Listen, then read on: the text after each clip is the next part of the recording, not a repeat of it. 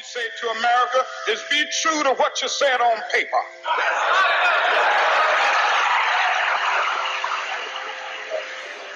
If I lived in China or even Russia or any totalitarian country, maybe I could understand some of these illegal injunctions.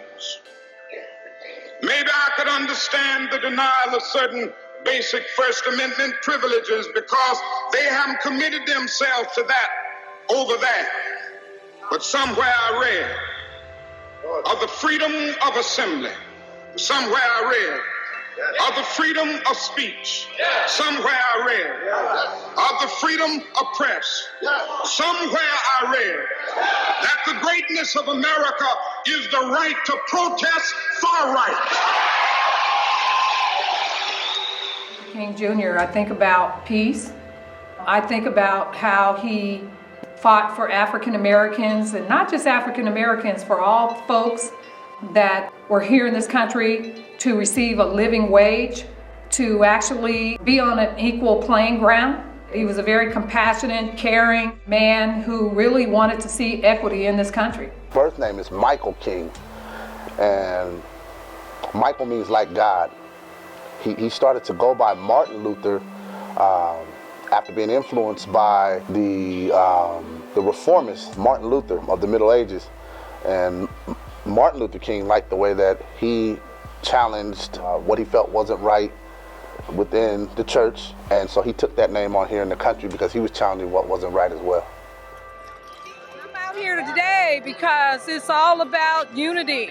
It's all about our babies. It's all about change. It's all about our communities and making a difference in those communities.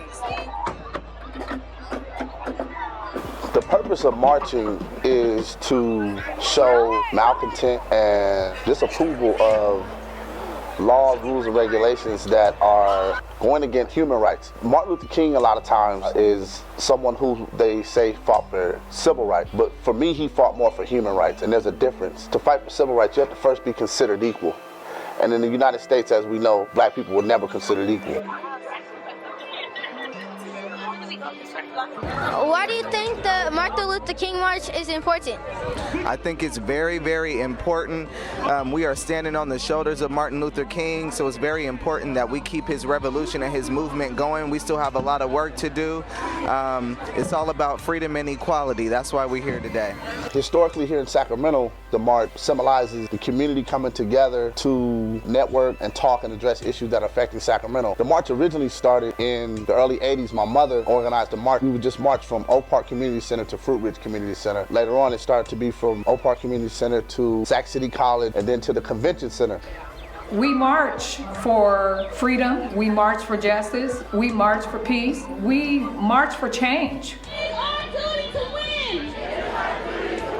We must love and support one another.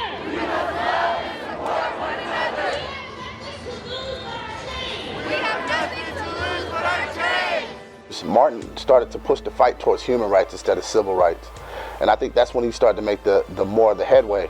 So around the time that he organized March on Washington, he was really speaking more toward just the basic inalienable rights of a human, to live, to prosper, and to make change in their own community. And so the march is significant because what it did was, it was a symbol that no matter what it takes, we're gonna see this movement through. So the March on Washington was important because along the way, he was able to pick up more and more supporters, white, black, other. And they all ended up walking to Washington, D.C.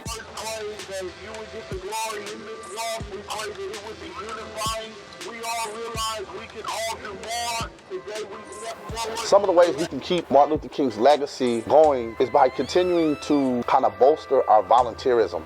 We get bogged down in this American system where everything is about making a dollar and quality of life as it pertains to how much money you have, but you can't put a price on volunteerism. You can't put a price on giving back. Can't do it. And so we need to each one, teach one, each one, reach one, especially for my black males.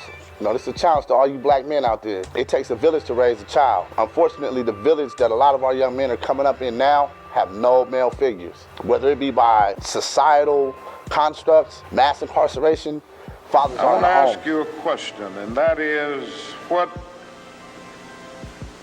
is in your life's blueprint. This is the most important and crucial period of your lives, for what you do now and what you decide now at this age may well determine which way your life shall go. Youth need to follow their dreams. You know, everybody is born with a dream. I think that everybody has a passion for what they want to do in this life. We have all been put on this earth to serve. Service is one of the biggest things that they can do. I think that young people don't dream big enough. They need to dream big. Really step out of the fear state and step out there on faith and make those dreams come true. Unity. Unity. Yes. Unity. Unity. Unity. Unity.